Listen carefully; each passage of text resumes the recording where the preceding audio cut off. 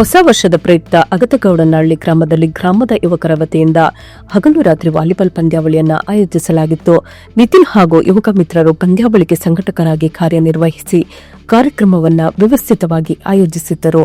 ಕಾರ್ಯಕ್ರಮಕ್ಕೆ ವಿಶೇಷ ಅತಿಥಿಯಾಗಿ ಯುವ ಕಾಂಗ್ರೆಸ್ ಮುಖಂಡರು ಹಾಗೂ ಉದ್ಯಮಿಗಳಾದ ಮಧುಸೂದನ್ ರವರು ಭಾಗವಹಿಸಿ ಕ್ರೀಡಾಕೂಟಕ್ಕೆ ಶುಭಾಶಯಗಳನ್ನು ತಿಳಿಸಿದರು. ಈ ಸಂದರ್ಭದಲ್ಲಿ ಅಗತಗೌಡನಹಳ್ಳಿ ಗ್ರಾಮ ಪಂಚಾಯಿತಿ ಮಾಜಿ ಉಪಾಧ್ಯಕ್ಷರಾದ ಸ್ವಾಮಿ ಸೇರಿದಂತೆ ಮಾದೇಶ್, ಹರೀಶ್, ನಾಗೇಂದ್ರ, ನಟರಾಜ್, ಸಿದ್ದರಾಜು, ಸಂತೋಷ್ ಹಾಗೂ ಅನೇಕ ಗ್ರಾಮಸ್ಥರು ಭಾಗವಹಿಸಿ ಪಂದ್ಯಾವಳಿಗೆ ಉತ್ತೇಜನ ನೀಡಿದರು. ಹಗಲು ರಾತ್ರಿ ನಡೆದ ವಾಲಿಬಾಲ್ ಪಂದ್ಯಾವಳಿ ಕ್ರೀಡಾಭಿಮಾನಿಗಳ ಮೆಚ್ಚುಗೆಗೆ ಪಾತ್ರವಾಗಿ ಯಶಸ್ವಿಯಾಗಿ ನೆರವೇರಿತು.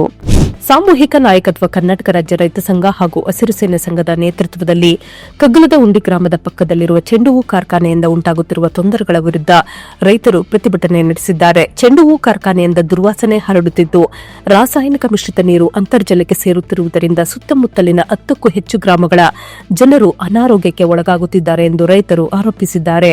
ಈ ಹಿನ್ನೆಲೆಯಲ್ಲಿ ಗುಂಡ್ಲುಪೇಟೆ ತಾಲೂಕಿನ ಶಿಂಡನ್ಪುರ, ಕೆಲ್ಸನ್ಪುರ, ತೆರಕನಾಂಬಿ, ಕೊಡಸೋಗೆ ಗ್ರಾಮ ಪಂಚಾಯಿತಿಗಳಿಗೆ ರೈತರು ಬೀಗ ಹಾಕಿ ಆಕ್ರೋಶ ವ್ಯಕ್ತಪಡಿಸಿದ್ದಾರೆ. ಸಂಬಂಧಪಟ್ಟ ಅಧಿಕಾರಿಗಳು ತಕ್ಷಣ ಕ್ರಮ ಕೈಗೊಳ್ಳದಿದ್ದರೆ ಮುಂದಿನ ದಿನಗಳಲ್ಲಿ ಕಾರ್ಖಾನೆಗೆ ಬೀಗ ಹಾಕುವ ಹೋರಾಟ ನಡೆಸಬೇಕಾಗುತ್ತದೆ ಎಂದು ರೈತರು ಎಚ್ಚರಿಕೆ ನೀಡಿದ್ದಾರೆ. ಪ್ರತಿಭಟನೆಯಲ್ಲಿ ಸಾಮೂಹಿಕ ನಾಯಕತ್ವ ಕರ್ನಾಟಕ ರಾಜ್ಯ ರೈತ ಸಂಘ ಹಾಗೂ ಹಸಿರು ಸೇನೆಯ ಮುಖಂಡರಾದ ಮಾಡ್ರಳ್ಳಿ ಪಾಪಣ್ಣ, ಬೇರಂಬಾಡಿ ಶಶಿ, ಕೋಡಳ್ಳಿ ಸ್ವಾಮಿ, ಕುಂದಕೆರೆ ಪಾಲಾಕ್ಷ, ಶಿನ್ನತ್ಪುರ ರಘುಸ್ವಾಮಿ, ಕಿರಣ್ ಸೇರಿದಂತೆ ಹಲವು ರೈತರು ಭಾಗವಹಿಸಿದ್ದರು. ಗುಂಡ್ಲುಪೇಟೆ ವಿಧಾನಸಭಾ ಕ್ಷೇತ್ರದ ಜನಪ್ರಿಯ ಶಾಸಕರ ಹುಟ್ಟುಹಬ್ಬದ ಹಿನ್ನೆಲೆ ಮಗುವಿನಹಳ್ಳಿ ಸರ್ಕಾರಿ ಕಿರಿಯ ಪ್ರಾಥಮಿಕ ಶಾಲೆಯಲ್ಲಿ ವಿದ್ಯಾರ್ಥಿಗಳಿಗೆ ಶಾಲಾ ಬ್ಯಾಗ್ ಹಾಗೂ ನೋಟ್ ಪುಸ್ತಕಗಳನ್ನು ವಿತರಿಸಲಾಯಿತು. ಈ ಕಾರ್ಯಕ್ರಮದಲ್ಲಿ ಸಾಮಾಜಿಕ ಜಾಲತಾಣದ ಅಧ್ಯಕ್ಷರಾದ ಮಣಿ ಮಡಹಳ್ಳಿ, ಕಲಿಗೌಡನಹಳ್ಳಿ ಬಸವರಾಜ್, ಸ್ವಾಮಿ, ಮಗುವಿನಹಳ್ಳಿ ಹಾಗೂ ಕಲಿಗೌಡನಹಳ್ಳಿ ಗ್ರಾಮಸ್ಥರು ಭಾಗವಹಿಸಿ ಮಕ್ಕಳಿಗೆ ಅಗತ್ಯವಾದ ಶಾಲಾ ಸಾಮಗ್ರಿಗಳನ್ನು ವಿತರಿಸಿದರು.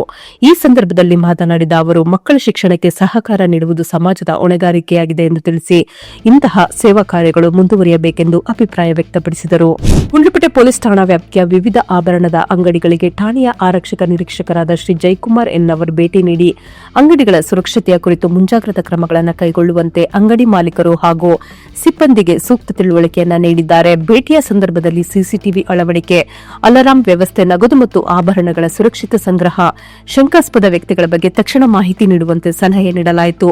ಬಳಿಕ ಅಂಗಡಿ ಮಾಲೀಕರನ್ನ ಕರೆಸಿ ಸಭೆ ನಡೆಸಿ ಕಾನೂನುಬದ್ಧ ಸುರಕ್ಷತಾ ಕ್ರಮಗಳು ಹಾಗೂ ಪೊಲೀಸ್ ಇಲಾಖೆಯ ಸಹಕಾರದ ಬಗ್ಗೆ ಚರ್ಚಿಸಲಾಗಿದೆ.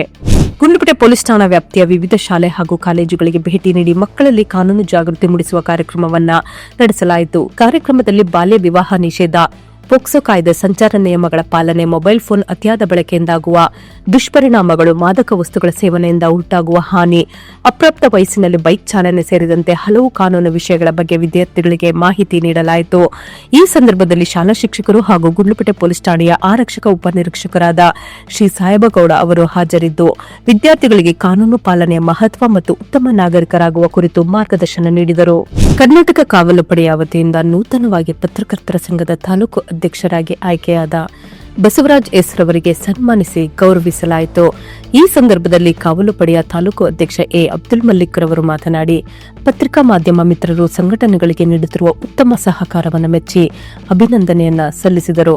ಅದೇ ವೇಳೆ ಕನ್ನಡ ಪರ ಹಿರಿಯ ಹೋರಾಟಗಾರ ಬ್ರಹ್ಮಾನಂದ್ ಅವರು ಕಾವಲು ಪಡೆಯ ಕಾರ್ಯವೈಖರಿಗೆ ಮೆಚ್ಚುಗೆ ವ್ಯಕ್ತಪಡಿಸಿದರು. ಕಾರ್ಯಕ್ರಮದಲ್ಲಿ ಸಾಹಿತಿಗಳು ಹಾಗೂ ಪತ್ರಕರ್ತರಾದ ಪೂರಿಗಾಲಿ ಮರಡೇಶಮೂರ್ತಿ, ಶಿವಕುಮಾರ್ ಕೊಡಸೋಗೆ, ಲಿಖಿತ ಪಿಎಂ, ಕಾವಲು ಪಡೆಯ ಜಿಲ್ಲಾ ಕಾರ್ಯಾಧ್ಯಕ್ಷ ಅಬ್ದುಲ್ ರಶೀದ್, ತಾಲೂಕು ಕಾರ್ಯದರ್ಶಿ ಎಸ್ ಮುಬಾರಕ್, ಟೌನ್ ಸಂಚಾಲಕ ಮಿಮಿಕ್ರಿ ರಾಜು, ವಕೀಲರಾದ ಕಾಳಸ್ವಾಮಿ ಮತ್ತು ರಾಮೇಗೌಡ ಉಪಸ್ಥಿತರಿದ್ದರು. ತ್ರಿಪುರ ಮತ್ತು ಮಂಗಲ ಗ್ರಾಮಗಳ ಮಧ್ಯದಲ್ಲಿರುವ ಅರಣ್ಯದೊಳಗಿನ ಹುಲಿಯಮ್ಮನ ದೇವಿ ದೇವಸ್ಥಾನದ ಸುತ್ತಮುತ್ತ ಹೆಚ್ಚಿನ ಸಂಖ್ಯೆಯಲ್ಲಿ ಮದ್ಯದ ಖಾಲಿ ಬಾಟಲಿಗಳು ಕಂಡುಬಂದಿದೆ ಎಂದು ಗ್ರಾಮಸ್ಥರು ಆರೋಪಿಸಿದ್ದಾರೆ. ಬೆಳಗ್ಗೆ ಮತ್ತು ರಾತ್ರಿ ವೇಳೆ ಕೆಲವರು ಕಾರುಗಳಲ್ಲಿ ಮದ್ಯ ತೆಗೆದುಕೊಂಡು ಅರಣ್ಯದೊಳಗೆ ಹೋಗಿ ಕುಡಿದು ಪಾರ್ಟಿ ಮಾಡುತ್ತಿದ್ದಾರೆ ಎಂದು ಗ್ರಾಮಸ್ಥರು ಆರೋಪಿಸಿದ್ದು, ದೇವಸ್ಥಾನಕ್ಕೆ ಹೋಗುವ ವೇಳೆ ಯಾವುದೇ ತಪಾಸಣೆ ನಡೆಯುತ್ತಿಲ್ಲ. ಇದರಿಂದ ಅರಣ್ಯದೊಳಗೆ ಅಕ್ರಮ ಚಟುವಟಿಕೆಗಳು ನಡೆಯುತ್ತಿವೆ ಎಂದು ಗ್ರಾಮಸ್ಥರು ಅಸಮಾಧಾನ ವ್ಯಕ್ತಪಡಿಸಿದ್ದಾರೆ. ಮದ್ಯದ ಬಾಟಲಿಗಳ ಗಾಜಿನಿಂದ ಕಾಡು ಪ್ರಾಣಿಗಳಿಗೆ ಗಂಭೀರ ಗಾಯವಾಗುವ ಸಾಧ್ಯತೆ ಇರುವುದರಿಂದ ಅರಣ್ಯ ಇಲಾಖೆ ಕೂಡಲೇ ಕ್ರಮ ಕೈಗೊಳ್ಳಬೇಕು ಎಂದು ಬೇರಂಬಾಡಿ ಶಶಿ, ಹಳ್ಳದಮಾದಳ್ಳಿ ಮಾದಪ್ಪ ಹಾಗೂ ಕೆಬ್ಬೆಪುರದ ರೈತರು ಒತ್ತಾಯಿಸಿದ್ದಾರೆ.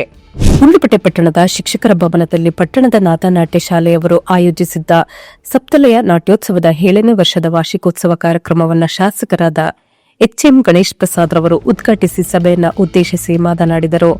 ಕಾರ್ಯಕ್ರಮದಲ್ಲಿ ಹಿಮವದ್ ಗೋಪಾಲಸ್ವಾಮಿ ಬೆಟ್ಟದ ಪ್ರಧಾನ ಅರ್ಚಕರು, ಸ್ಮಾರ್ಟ್ ಪಬ್ಲಿಕ್ ಶಾಲೆಯ ಅಧ್ಯಕ್ಷ ರಾಜೇಶ್, ಪುರಸಭಾ ಮಾಜಿ ಅಧ್ಯಕ್ಷ ಶಶಿಧರ್ ದೀಪು, ಚಿಗುರು ಸಂಸ್ಥಾಪಕ ಸಂತೋಷ್, ನಿವೃತ್ತ ಮುಖ್ಯ ಶಿಕ್ಷಕಿ ಯದುಗಿರಿಯಮ್ಮ ಸೇರಿದಂತೆ ಹಲವು ಗಣ್ಯರು ಹಾಜರಿದ್ದರು. ಈ ಸಂದರ್ಭದಲ್ಲಿ ನಾದನಾಟ್ಯ ಶಾಲೆಯ ವಿದ್ಯಾರ್ಥಿಗಳಿಂದ ಭರತನಾಟ್ಯ ಸೇರಿದಂತೆ ವಿವಿಧ ಶಾಸ್ತ್ರೀಯ ನೃತ್ಯ ಪ್ರದರ್ಶನಗಳು ನಡೆಯಿತು. ಪುಟ್ಟ ಮಕ್ಕಳಿಂದ ಆರಂಭಿಸಿ ಹಿರಿಯ ವಿದ್ಯಾರ್ಥಿಗಳವರೆಗಿನ ನೃತ್ಯ ಪ್ರದರ್ಶನಗಳಿಗೆ ಪ್ರೇಕ್ಷಕರಿಂದ ಭಾರಿ ಮೆಚ್ಚುಗೆ ವ್ಯಕ್ತವಾಯಿತು. ಅಖಿಲ ಭಾರತ ಯುವ ಕಾಂಗ್ರೆಸ್ ಸಂಘಟನೆಯನ್ನು ಬಲಗೊಳಿಸುವ ನಿಟ್ಟಿನಲ್ಲಿ ರಾಜ್ಯಾದ್ಯಂತ ನಡೆಯುತ್ತಿರುವ ಪುನರ್ ಸಂಘಟನೆಯ ಭಾಗವಾಗಿ ಗುಂಡ್ಲುಪೇಟೆ ತಾಲೂಕಿನಲ್ಲಿ ಹೊಸ ಪದಾಧಿಕಾರಿಗಳ ನೇಮಕಾತಿ ಮಾಡಲಾಗಿದೆ. ಅಖಿಲ ಭಾರತ ಯುವ ಕಾಂಗ್ರೆಸ್ ಅಧ್ಯಕ್ಷರಾದ ಉದಯ ಭಾನು ಚಿಬ್ ಅವರ ನಿರ್ದೇಶನ ಹಾಗೂ ಅಖಿಲ ಭಾರತ ಯುವ ಕಾಂಗ್ರೆಸ್ ಸಮಿತಿಯ ಪ್ರಧಾನ ಕಾರ್ಯದರ್ಶಿಗಳು ಮತ್ತು ಕರ್ನಾಟಕ ಉಸ್ತುವಾರಿಗಳಾದ ನಿಗಮ್ ಭಂಡಾರಿ ಅವರ ಅನುಮೋದನೆಯೊಂದಿಗೆ ಗುಂಡ್ಲುಪೇಟೆ ಬ್ಲಾಕ್ ಕಾಂಗ್ರೆಸ್ ಉಪಾಧ್ಯಕ್ಷರಾಗಿ ಪ್ರಮೋದ್ ಎಚ್ಎಸ್ ಅವರನ್ನು ಆಯ್ಕೆ ಮಾಡಲಾಗಿದೆ. ಈ ನೇಮಕಾತಿಗಳು ಶಾಸಕರಾದ ಎಚ್ಎಂ ಗಣೇಶ್ ಪ್ರಸಾದ್ ರವರ ಸೂಚನೆ ಮತ್ತು ಮಾರ್ಗದರ್ಶನದಂತೆ ಜರುಗಿದ್ದು, ಸ್ಥಳೀಯ ಮಟ್ಟದಿಂದ ರಾಜ್ಯ ಮಟ್ಟದವರೆಗೆ ಯುವ ಕಾಂಗ್ರೆಸ್ ಸಂಘಟನೆಯನ್ನ ಮತ್ತಷ್ಟು ಸಕ್ರಿಯಗೊಳಿಸುವ ಉದ್ದೇಶವನ್ನ ಹೊಂದಿದೆ. ನೂತನ ಪದಾಧಿಕಾರಿಗಳು ಪಕ್ಷ ಸಂಘಟನೆಯ ಬಲಪಡಿಸಲು ಹಾಗೂ ಜನಸಂಪರ್ಕ ವಿಸ್ತರಿಸಲು ಶ್ರಮಿಸುವಂತೆ ಪಕ್ಷದ ನಾಯಕರು ಕರೆ ನೀಡಿದ್ದಾರೆ.